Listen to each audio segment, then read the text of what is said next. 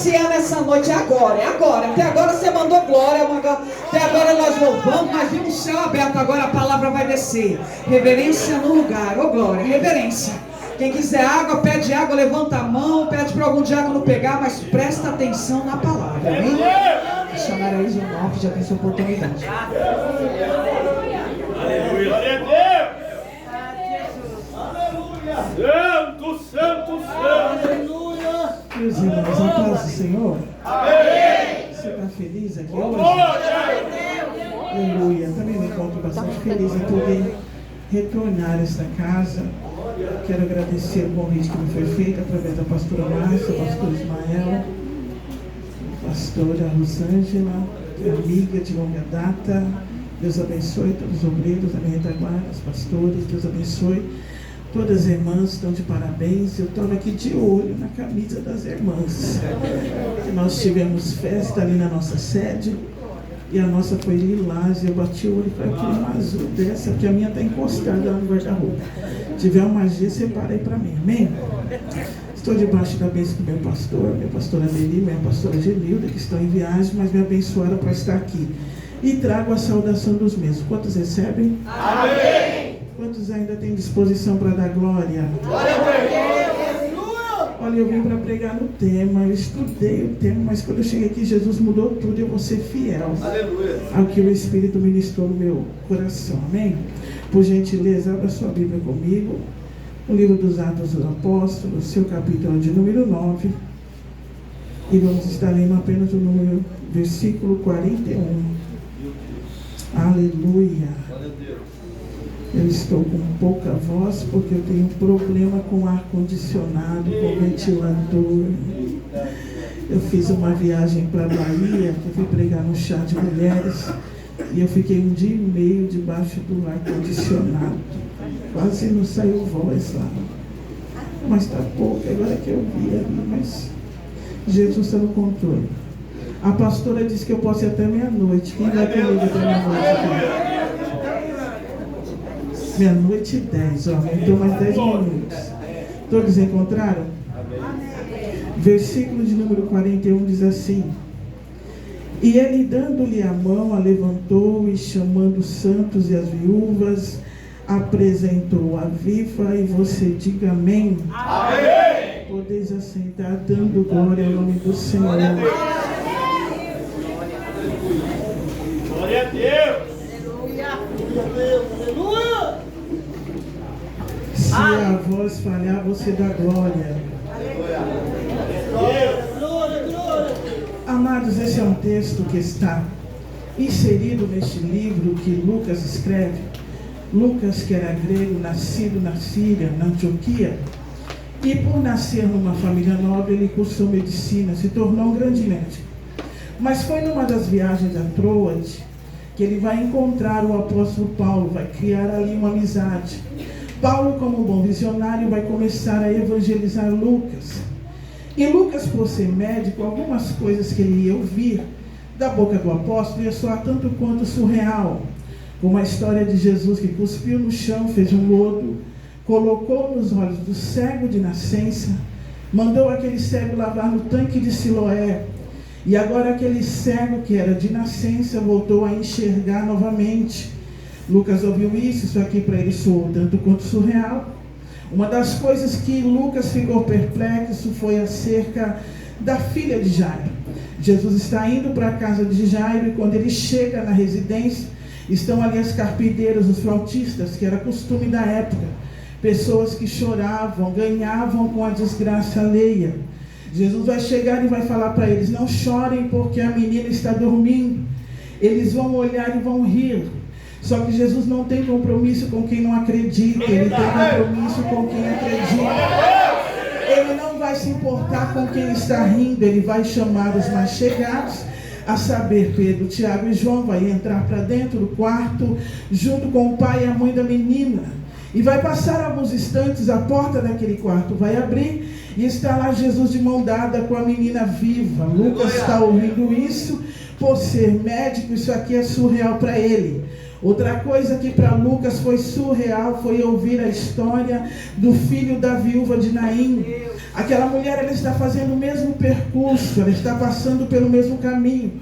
Outrora ela passou por ali levando seu esposo para enterrar. Ela leva o nome de viúva, mas segundo a cultura, viúva mesmo era quem enterrava marido e filho. Porque uma vez enterrando o esposo, teria o filho como provedor da casa. E agora ela não tendo mais marido nem filho, ela era convidada a se retirar da cidade, porque não servia mais para a sociedade. Então a mulher, ela está indo em direção à porta da cidade. A porta da cidade é a limitação, e ela sabe que ao atravessar o portão da cidade, ela vai estar enterrando o filho e perdendo moradia. Uma coisa que aquela mulher não sabia era que Jesus estava para chegar no cenário. E quando Jesus chega no cenário é para mudar a situação. E quando Jesus chega no cenário é para trazer à existência as coisas que não existem. Eu já tenho uma boa notícia para você. Jesus já chegou nesta noite. Eu não sei se você já sentiu ele aqui, porque eu já senti ele na casa. Tem mais alguém que está sentindo? Eu estou sentindo sozinho aqui. Deixa eu ver, só quem está sentindo que ele já chegou no recinto. Ela está indo para sepultar o seu único filho. O portão da cidade é alimentação, pastor. Só que Jesus não chega nem adiantado e nem atrasado. Ele chega quando a corda está para arrebentar.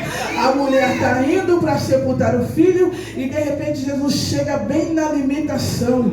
E aqui eu acho tão lindo que ele vai se dirigir à mulher primeiro. Ele chega na mãe e fala para ela assim: não chores. Porque só Jesus tem poder de mandar alguém que está chorando parar de chorar, e a pessoa para. Você pode estar chorando e falar para você: pare de chorar, e você continuar chorando, mas Jesus não. Aonde ele chega, a tristeza bate em retirada. Ele toca no esquife, o menino volta a viver novamente. E agora aquela mãe que estava para perder a moradia e enterrar o filho, agora vai voltar para casa com o filho novamente. Lucas está ouvindo isso, é surreal para ele. Mas uma coisa, pastor, que pegou na veia de Lucas foi a história de Lázaro. Porque ele é médico, ele sabe que um morto 72 horas já está carcomido. Mas Paulo vai dizer para ele: foi no quarto dia, tinha uma pedra na entrada. Mas pedra para Jesus não tem importância, porque Jesus, ele é prático em remover pedra. É por essa razão que quando Jesus ele é tirado na sexta-feira da cruz, a história vai dizer que ele é colocado num túmulo emprestado. Coloca Jesus lá, e a conselho do Sinédrio, junto com Roma, vão colocar uma pedra na entrada pesando 2,5 toneladas. A história vai dizer que precisou de 4 soldados para rolar a pedra. Se fossem 3 soldados não conseguia, precisava de 4. Isso aqui é virada da noite, de sábado, de sexta para sábado. Mas o escritor Marcos vai dizer que no domingo 4 mulheres. Você perdeu de dar glória aqui. Você perdeu de dar glória. Porque para colocar a pedra na entrada precisou de 4 soldados fortes. Isso aqui era para as varoas da glória. Mas no domingo de manhã, Maria Madalena, Salomé, Joana, elas pegam das especiarias mais caras e vão em direção ao túmulo, porque quem vai aonde Jesus está não vai de mão vazia, leva alguma coisa. O que você trouxe aqui hoje? Você trouxe nada? Deixa eu ver, só quem trouxe alguma coisa, porque Jesus já está conhecido. Eu vou deixar você dar glória, eu vou deixar você adorar. Eu estou sentindo a presença dele aqui. Será que eu estou sentindo sozinho ou tem mais alguém comigo? Aleluia! Elas vão em direção ao túmulo. Aleluia! Só que eu acho lindo, porque uma vai olhar para a outra e vai dizer: tem uma pedra na entrada. Quem vai remover a pedra? Mas mesmo sabendo que tem uma pedra na entrada, elas vão. Porque tem gente que sabe que tem um obstáculo e volta para trás. Mas mesmo tendo obstáculo, elas vão. E é nesse intervalo que Jesus ressuscita e atravessa a parede. Porque agora é no Espírito. Isso aqui é tão verdade que ele vai se manifestar num quarto aonde tem 11 trancado com medo. E de repente ele chega lá e fala: paz seja convosco.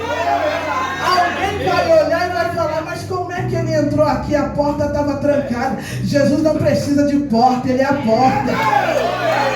Ele ressuscita, atravessa a parede. Agora viaja comigo, ele vai olhar para o anjo e vai dizer: remova essa pedra.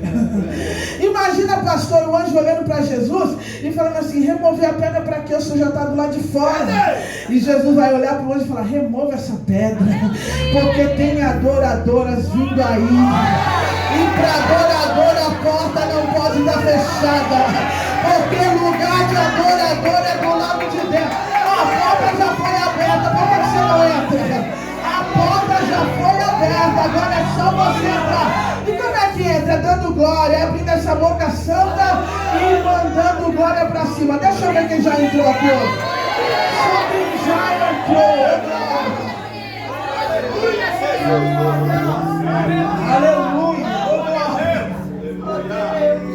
A pedra foi removida. Lucas está ouvindo da boca de Paulo e está imaginando: vai sair um outro carcomido. Mas João vai escrever: ele tinha pele de criança. Só Jesus faz isso. Isso aqui para Lucas era surreal. Mas mesmo assim ele vai abandonar a medicina e vai começar a seguir Paulo em algumas viagens. Eles vão atravessar a Macedônia e eles vão entrar dentro do cenáculo, porque Paulo vai celebrar a última ceia antes de pedir o tribunal de Roma. Por Paulo ser cidadão judeu e cidadão romano, ele não quer ser julgado na Fortaleza Antônia, ele quer ir para a Itália. Então ele vai para o cenáculo para celebrar uma ceia antes de ir para o tribunal de Roma. Isso aqui eu acho tremendo, porque ele vem para o cenáculo, entra e já vai para o terceiro andar. Isso aqui é muito forte, porque tem gente que vem e não entra. Tem gente que vem e entra, mas tem gente que vem e entra e já vai para o terceiro andar. Eu vou explicar porque alguém não entendeu isso aqui. Tem gente que vem e não entra, pastor. É aquele que vem e só fica dentro das quatro paredes do culto. Está sentado aqui como se estivesse na sala da casa dele. Tem um culto acontecendo, para ele não está acontecendo nada. Parece ventilador de igreja. Fica olhando de um lado para o outro. Tem alguém dando glória e ele até assusta. Você está dormindo errado, glória. Isso aqui é preparação para o que vai acontecer em cima. Aqui você dá glória, lá em cima o culto é 24 horas. Aqui você vai aguentar eu até 10 horas, como a pastora falou. Mas lá é 24 horas, você está santo, glória. Deixa eu ver quem está preparado para subir. Só quem está preparado para subir, ô glória. Esse é o que vem e não entra. Glória, glória, maravilha. Vem e não entra. Tem aquele que vem e entra. É aquele que até entra no culto, mas ele precisa da pregação eloquente, precisa do hino empolgante para sentir Deus na casa. Esse é o que vem e entra. Mas tem aquele que vem e entra e já vai para o terceiro lugar. É aquele que já sai de casa dizendo: eu vou lá para aquele culto hoje. Independente de pregador e de cantor, Jesus vai estar na casa. E eu vou lá para adorar Ele. Deixa eu ver aqui, só quem já sentiu.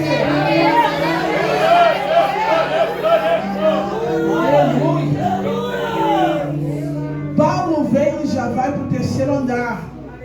E é Lucas quem registra isso. Lucas está com ele. E Lucas vai dizer que havia muitas luzes acesas. Essas luzes eram tochas com tecidos embebidos em azeite. Isso aqui causava muita fumaça. É por esta razão que havia muitas janelas abertas. E aonde estava uma janela aberta, tinha um que estava apagado. O nome dele era Eutico. Eu costumo dizer que se existisse um celular no tempo da Bíblia, estava na mão dele.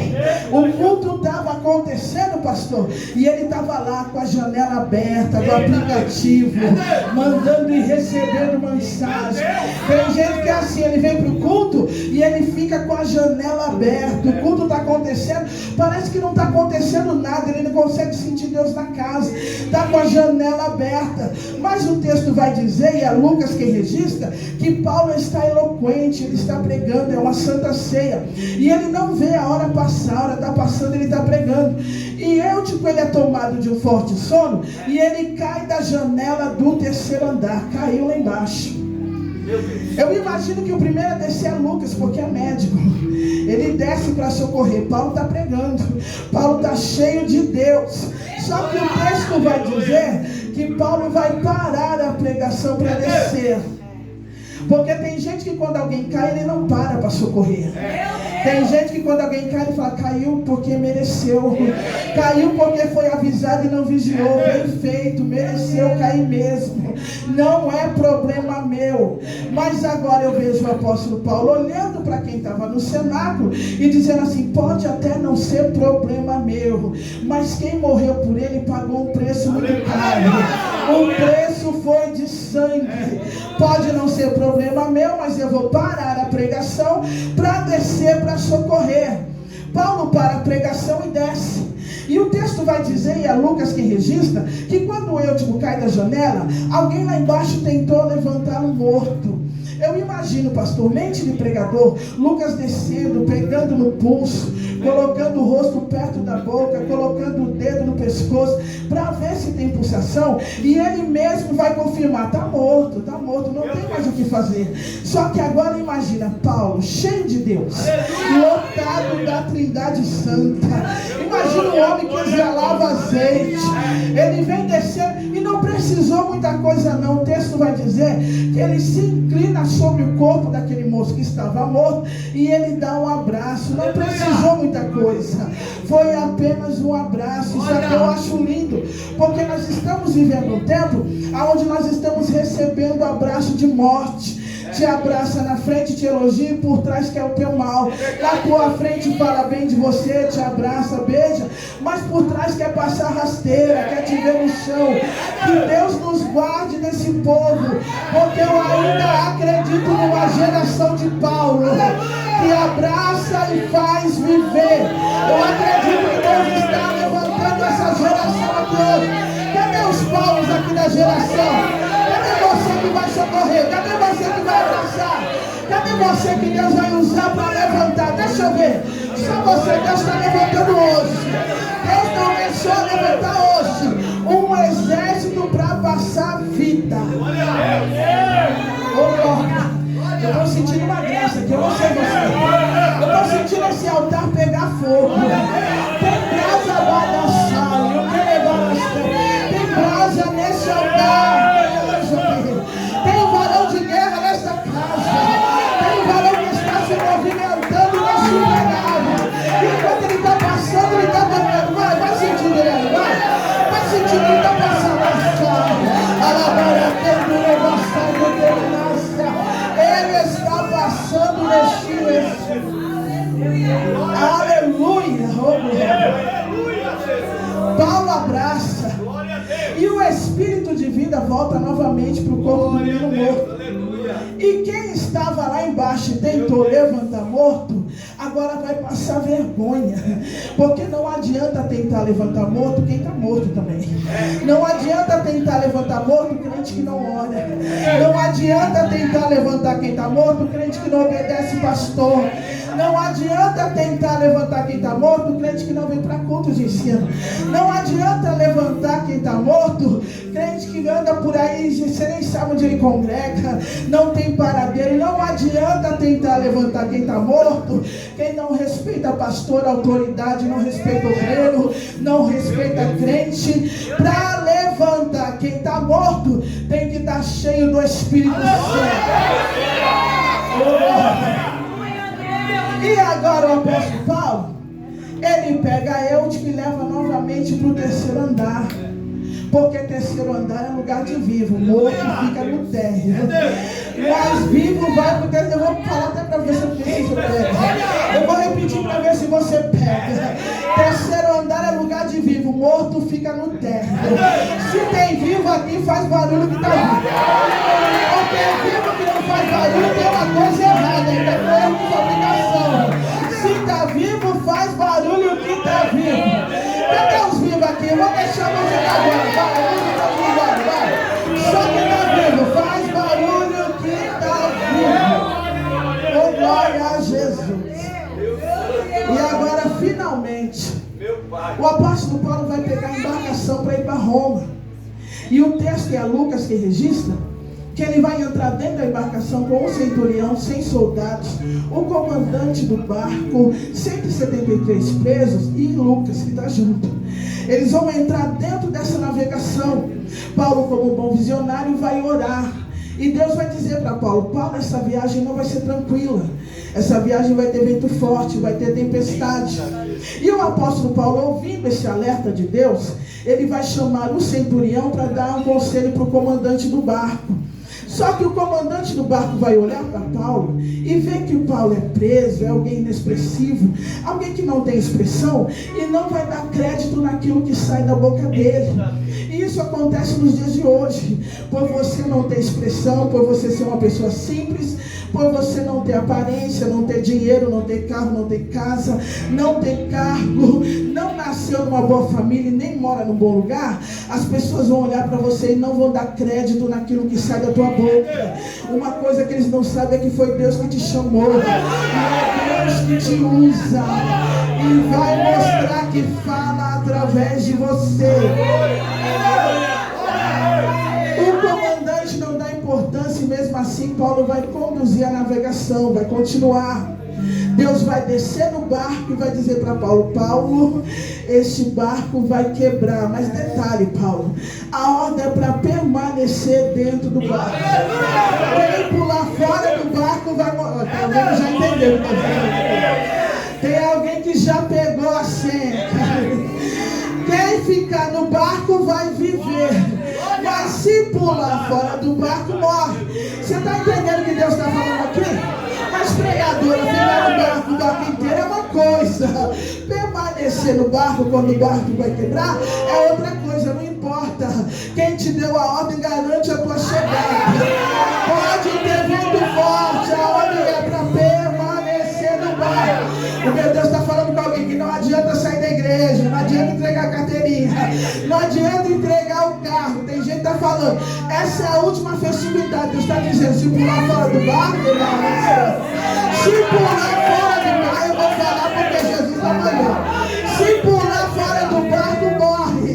A ordem é para ir até o final. Mesmo o barco se quebrando, vai até o final, porque tem vitória para tua casa, tem vitória para tua vida, tem vitória. Deixa eu ver quem está entendendo aqui. Cutuca esse crente aí do teu lado, vai, cutuca ele, chacoalha ele, fala: não pode pular do barco, vai, me ajuda aqui. Chacoalha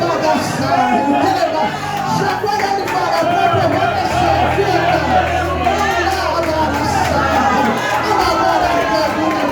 Isso, fica.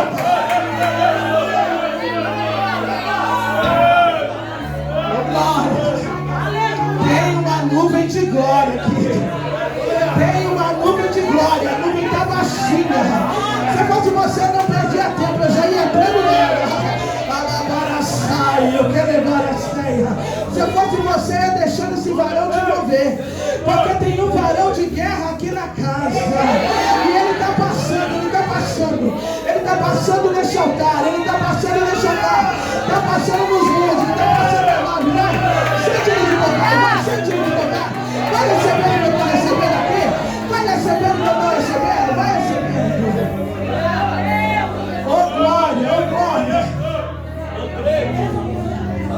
O barco quebra. E eles vão chegar nos escombros numa ilha por nome de Malta. E é Lucas quem registra, ele está junto. E uma das coisas que eu acho interessante, que está no livro de Atos, no capítulo 28, eu acho lindo isso aqui, que ele vai dizer assim: os bárbaros da ilha, eles não usaram de pouca, mas de muita humanidade. Eles vão acender uma fogueira, porque eles estão vendo todo mundo vindo daquela tempestade, gelado, corpo gelado, e eles, compadecendo, vão acender uma fogueira para aquecer os irmãos. E eu acho interessante isso que Lucas fala, que eles usaram de muita humanidade, porque isso aqui eu acho lindo. Os bárbaros não eram crentes, mas eram humanos. O que está precisando hoje não é de muito pregador, não é de muito cantor, não é de muito crente da marcha. O que está precisando hoje é de crente humano, crente que olha para você e entende quando você precisa de um abraço, Crente que olha para você, entende quando você está com problema. Crente que olha para você e dá a mão e fala, se depender de mim você não morre. Crente que pega na tua mão e fala, estou contigo nessa peleja. Crente que quando você sobe da igreja, liga lá para tua casa. E mesmo que você não quer atender o telefone, ele bate lá no teu portão todo dia. O que a igreja está precisando é de crente humano. Porque tem muito crente acendendo fogueira para jogar você dentro. Deus não quer isso. Deus quer que acenda a fogueira para te aquecer. Eles vão acender a fogueira. E Paulo, como um bom visionário, ele está vendo a fogueira acesa e ele está dizendo, está acesa agora, mas a qualquer momento pode apagar, vou catar graveto. Porque tem gente que gosta de chegar e pegar a fogueira acesa. Chegar e pegar a fogueira acesa é mole. Eu quero ver você catar graveto para manter o fogo aceso. Ele vai pegar graveto e ele não percebe que no meio do graveto vem uma cobra, uma víbora. Porque a víbora tem a capacidade de se camuflar e ficar parecida com graveto. Aí você olha e pensa que graveto não é cobra. Só está disfarçada. Mas aqui nessa noite tem não, né, pastor? Tem não, né? Aqui nessa noite tem não, porque se tiver, ela vai ter que pular fora. Porque Deus já acendeu uma fogueira no meio da igreja. Tem uma fogueira acesa no meio da igreja. Se tiver cobra, vai pular fora. Ela com medo. Paulo vai jogar o graveto na fogueira. Ela pica a mão de Paulo. Fica grudada. E os bárbaros da ilha vai olhar e vai dizer, é doido, é homicida, escapou do naufrágio, mas a justiça de Deus não deixa ele viver. Porque os bárbaros da ilha conheciam a víbora, sabia que ela era venenosa. Mas o apóstolo Paulo, cheio de Deus, chacoalhou a víbora na fogueira e continuou pegando graveto e jogando fogo. Pegando leite, pegando graveto e jogando. Você está entendendo o que Deus está falando aqui? Esse veneno da serpente não vai te matar. Deus está falando com alguém aqui nesta noite. O veneno da fofoca, o veneno da intriga, do disse-me-disse, não vai te matar. Sobre a tua vida tem uma cobertura de sangue. Deixa eu ver quem está entendendo aqui. Tem sangue sendo derramado nessa noite. Quem achou que você ia cair duro, ia perder a visão, vai te ver de pé adorando. Vai te ver de pé fazendo a obra. Vai te ver de pé marchando na terra. Porque Deus está dando livramento aqui hoje. Vai, recebe livramento. Tem livramento. Eu vou deixar você na glória. Porque enquanto você adora, tem livramento na casa. Tem livramento descendo. Vai, recebe, vai. Recebe livramento, recebe livramento. Vai recebendo livramento, vai recebendo livramento. Deus está cortando o laço de morte. Enquanto você ergue a tua mão para adorar, Deus está fechando sepultura. Deus está confundindo o inimigo. Deus está cortando o laço. Está quebrando as armadilhas do diabo. Está desfazendo as obras das trevas. Tem livramento acontecendo aqui nesta noite. Glória a Jesus. Isso, vai adorando, vai isso. Isso, vai adorando, vai adorando. Está forte a presença aqui, pastor, está forte. A presença de Deus está forte nesse treinado. Deixa eu ver quem está sentindo aqui na casa. Quem está sentindo, vai isso, adora, adora. Deixa esse varão te envolver aqui, vai. Deixa ele te envolver nessa noite, deixa ele te envolver. Aleluia. Glória a Deus. Aleluia. E agora, o evangelista Lucas, aleluia, diante do veneno da serpente que não matou Paulo, aleluia, e que presenciou a ressurreição de Eutico, ele vai ficar tão empolgado que ele vai querer compilar o evangelho, mediante tudo que ele ouviu de Paulo, que ele achou que era impossível. Mas quando ele compilou o evangelho, já no primeiro capítulo, versículo 37, ele vai escrever de próprio punho, porque para Deus nada é impossível. Aquilo que ele ouviu e achou que era impossível, ele constatou uma ressurreição e o veneno que não matou Paulo. E é ele que vai registrar essa história da dor. Eu gosto muito desse texto, porque só Lucas registra, e só no Novo Testamento tem essa mulher que é chamada como discípula. Ela era discípula de Pedro. Você não vai ver ela pregando nem no culto de Pedro, no culto de João ou de Tiago menor. Não vai ver ela tirando oferta, exercendo a função, porque o ministério dela era um ministério diferenciado, era um ministério peculiar. Qual que era o ministério dela? Agulha e linha. E alguém pode olhar e falar, agulha e linha é ministério, mas é muito pouco. Forte mesmo foi o cajado de Moisés. Abriu o mar vermelho. Agulha e linha é muito simples. Forte foi a tiradeira na mão de Davi. Com uma pedra derrubou o gigante. É bem verdade que tanto o cajado e a tiradeira fez coisas extraordinárias.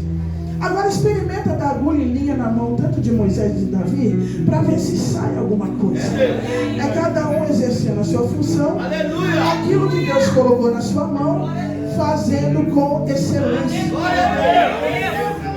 Porque tem muita gente que confunde cargo com ministério. Cargo é cargo, ministério é ministério.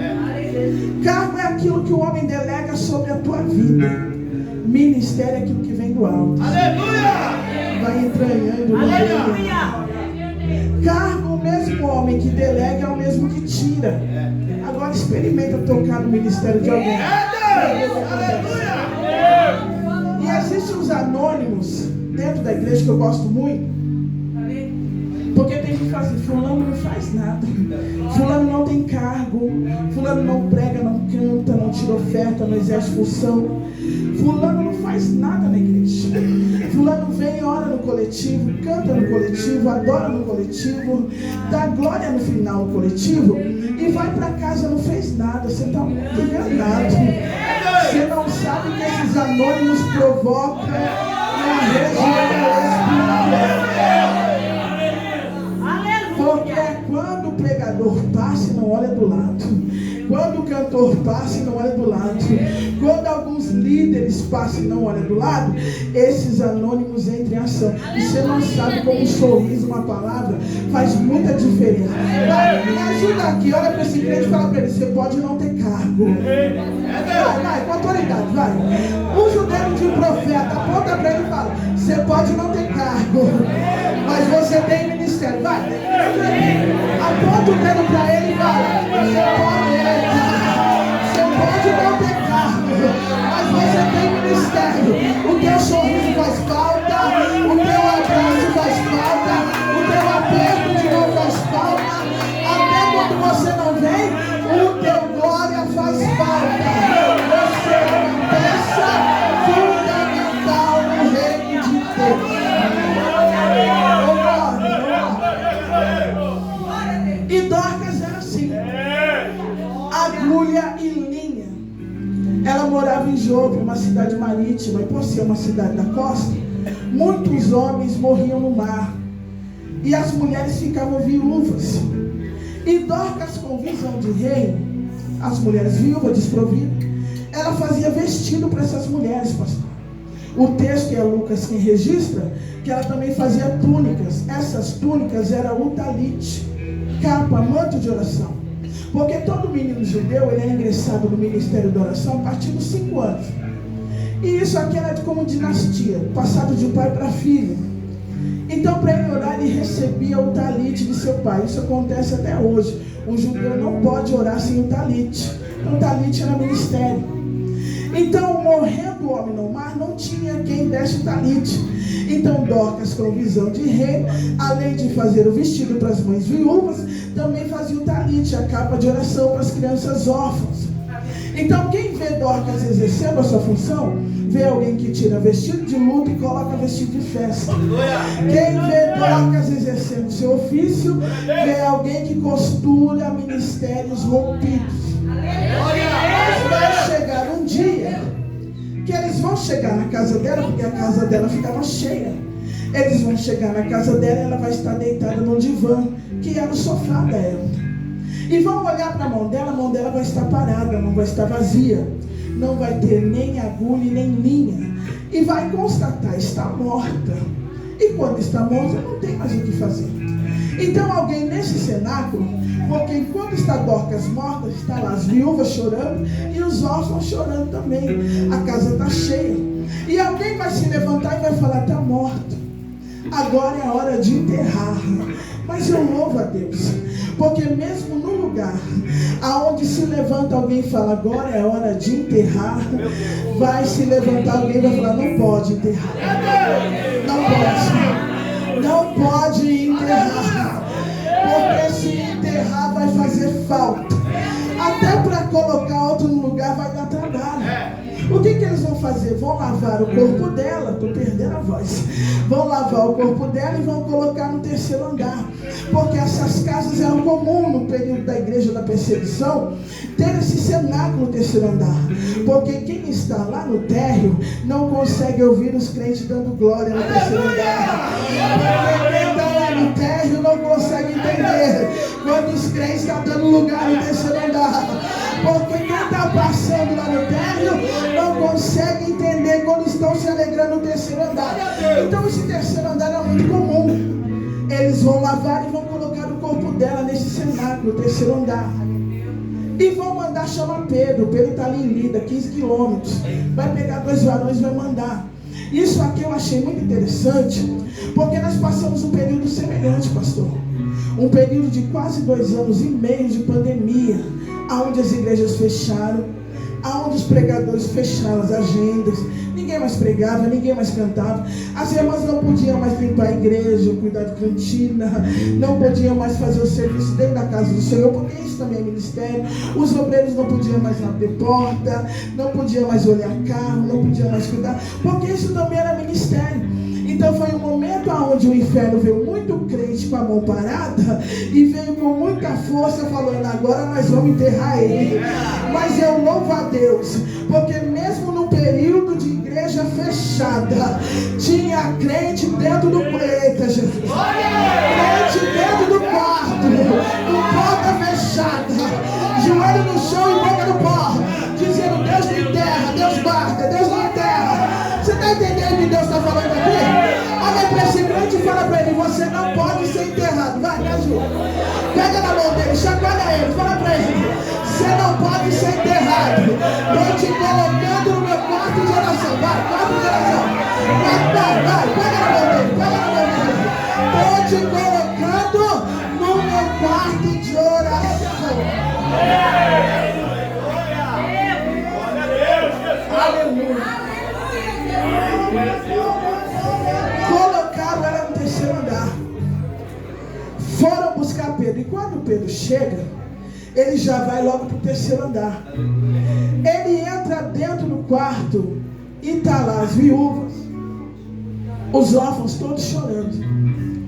E as viúvas, eu imagino, mente de pregador, porque a gente viaja. Eu imagino as viúvas, pastora, olhando para Pedro e pegando as túnicas que Dorcas fez e falando, olha aqui, Pedro, as nossas crianças vão ficar descobertas. Porque quem que vai cobrir as nossas crianças agora? Dorcas está morta. E aqui eu imagino Pedro olhando, porque Pedro também ficou descoberto. Pedro olhando a situação, ele vai se lembrar. Eu imagino passando filme, porque a Bíblia não está em ordem cronológica. Então eu imagino Pedro lembrando que ele também ficou descoberto. Porque quando Herodes manda prender Tiago e Pedro, Herodes mata Tiago já no dia. Mas Pedro ele vai guardar para depois da Páscoa, para não causar tumulto. A primeira coisa que ele vai fazer com Pedro é colocar Pedro dentro da prisão. Ele vai arrancar o talite de Pedro. Ele vai arrancar a capa, aquela túnica. Como quem diz assim, Pedro, aqui o seu ministério não funciona. Aqui o seu ministério não anda. Aqui vai ficar parado. Tira a túnica de Pedro, tira o calçado, tira as vestes. Vai colocar Pedro dentro dos soldados, 4 quartéis de soldados. Porque Herodes sabia, Pedro se livrou da primeira prisão. Então ele achou que reforçando agora, Pedro ia ficar preso. Mas ele mal sabia que ali próximo também tinha um cenáculo. Terceiro andar, casa de Ana Maria, mãe de João Marcos. Os crentes faziam oração contínua. Herodes estava achando, Pedro está descoberto. Não. Os crentes estavam cobrindo ele com oração. E quando você está aqui nesta noite, tem uma cobertura de oração sobre a tua vida, sobre a tua casa, sobre o teu parente. Cada dia que você vem para a casa de Deus tem um livramento, tem Deus guardando a tua parentela, guardando a tua casa. Oh glória, recebe porque Deus está guardando. Recebe porque enquanto você está aqui, Deus está enviando anjo lá na tua casa. Está guardando.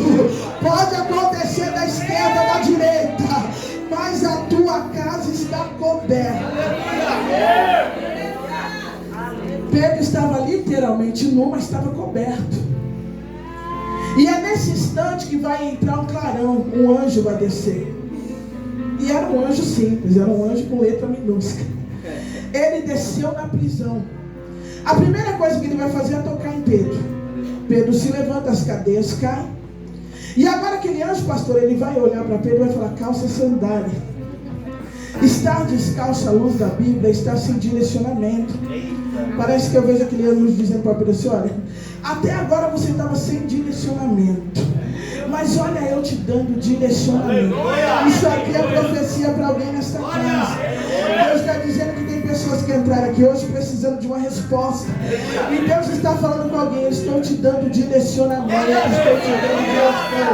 Eu estou mostrando o caminho para você nesta noite. Pedro, veste a tua roupa. Estar nu é estar numa condição de humilhação. Parece que vejo o anjo dizendo assim: olha, você estava no estado de humilhação até hoje, mas eu estou convertendo esse estado de humilhação para um estado de honra, Pedro. Recebe honra nesta noite. E quando Pedro vai se preparar para sair, pastor, o anjo toca nele e fala: aqui ó, toma a tua capa novamente. Pega aqui tua capa, toma aqui teu ministério. Vai viver o teu chamado. Vai fazer aquilo que eu te otorguei. Vai na tua força, porque eu estou contigo. E agora eles vão sair, pastor, imagina. Eles vão começar a passar as portas. Isso aqui eu acho interessante, porque quando a gente chega no shopping, eu gosto muito, a gente chega no shopping, você está chegando assim, a porta abre automaticamente e você fica toda cheia, né? Sabe de nada. A primeira porta automática foi lá na Fortaleza Antônia. Era o anjo chegando e a porta abrindo e perguntando assim. Era o anjo chegando e a porta abrindo. Só que existia uma porta, que era a porta de ferro, e segundo a arqueologia, ela tinha 50 côvados de altura, precisavam de mais de 5 soldados para puxar a tranca e empurrar.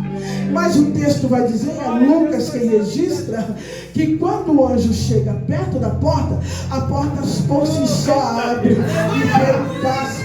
Pedro não precisou fazer esforço nenhum, pastor. O meu Deus está dizendo que existem portas que vão começar a abrir na tua vida. Alguém vai olhar e vai falar: mas como é que ela passou por aquela porta? Como é que ele passou pela porta? Ele não tinha condição para isso. Ele não tinha dinheiro para isso. Não tinha influência. E não tinha ninguém para abrir a porta. Você não vai precisar responder nada para ninguém. A única coisa que você vai dizer é: a presença que caminha comigo foi que abriu a... Recebe presença aqui, vai, recebe presença. Recebe presença, recebe presença. Tem presença que está abrindo porta aqui hoje. Tem porta sendo aberta aqui hoje, vai. Recebe presença, recebe presença.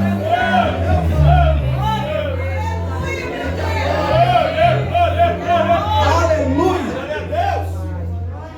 E Pedro se lembrou de tudo isso. Ele vai olhar para as viúvas, é aqui que eu encerro, para as viúvas, para os órfãos que estavam na casa ali chorando. Eu imagino Pedro falando assim: ó, sai todo mundo, sai, pois todo mundo para fora. Porque Pedro entendia que existem cenários, pastor, que Deus vai fazer uma limpeza, senão o milagre não acontece. Existem cenários que Deus vai precisar limpar, senão o milagre não vai acontecer. Então não vai ficar entristecido se começar a sumir gente no teu convívio. Não vai ficar entristecido se o telefone não tocar mais, não entrar mais mensagens no WhatsApp, se não te convidarem para algumas mesas, para algumas coisas. Dá glória a Deus. É Deus te preparando para revelar o mistério do céu. Pedro põe todo mundo para correr. Mas ele vai se lembrar que, por ser um homem santo, não pode tocar um corpo morto. Mas ele vai se lembrar também que Jesus fez a ressurreição em 3 estágios. Ele também vai se lembrar que Jesus disse para ele assim: Pedro, eu te dou a chave que liga na terra e liga no céu. Liga na terra, eu vou falar até você pegar, porque isso aqui é profecia. Liga na terra e liga no céu. Liga na terra e liga no céu. Ele se dirige para o corpo, ele vai fazer uma oração. Ele vai fazer uma oração simples. O texto não vai dizer, mas eu creio que é simples, porque a gente que gosta de incrementar, a gente que gosta de orar, né? Eu costumo dizer que, às vezes, quando a gente está no aglomerado de pessoas, dependendo de quem está orando, a gente se perde, né? A gente começa a entrar na oração porque é uma oração bonita, né, pastora? É uma oração formal. E eu costumo dizer que as irmãs da limpeza, se pudessem alcançar o teto, elas iam sofrer com talhadeira para tirar as orações que não sobem, que fica tudo aqui assim, ó, de tão bonita que são. É só para incrementar. Mas Pedro fez uma oração simples e ele se dirigiu ao corpo. Ele vai olhar para ela e vai dizer: Tabita, levanta. Ela vai abrir o olho e vai sentar. Só que Pedro entende que só de olho aberto não funciona. Porque tem muita gente de olho aberto, mas está prostrado. Tem muita gente de olho aberto que tem aparência que está vivo, mas está morto. E Pedro vai olhar para ela e fala: prostrada você não vai ficar, levanta. Prostrada prostrada você não vai ficar, levanta. Eu estou pregando aqui, eu estou ouvindo um céu bradando aqui: levanta. Levanta. Tem muita gente prostrada aqui, pastor. Tem gente que entrou aqui, você está olhando, a aparência está normal, mas está prostrado. E Deus está dizendo: eu te trouxe para essa casa hoje para te colocar de pé. Prostrado você não vai ficar, levanta. Levanta, levanta, levanta. Com a permissão dos pastores aqui, se coloca de pé, mas se coloca adorando.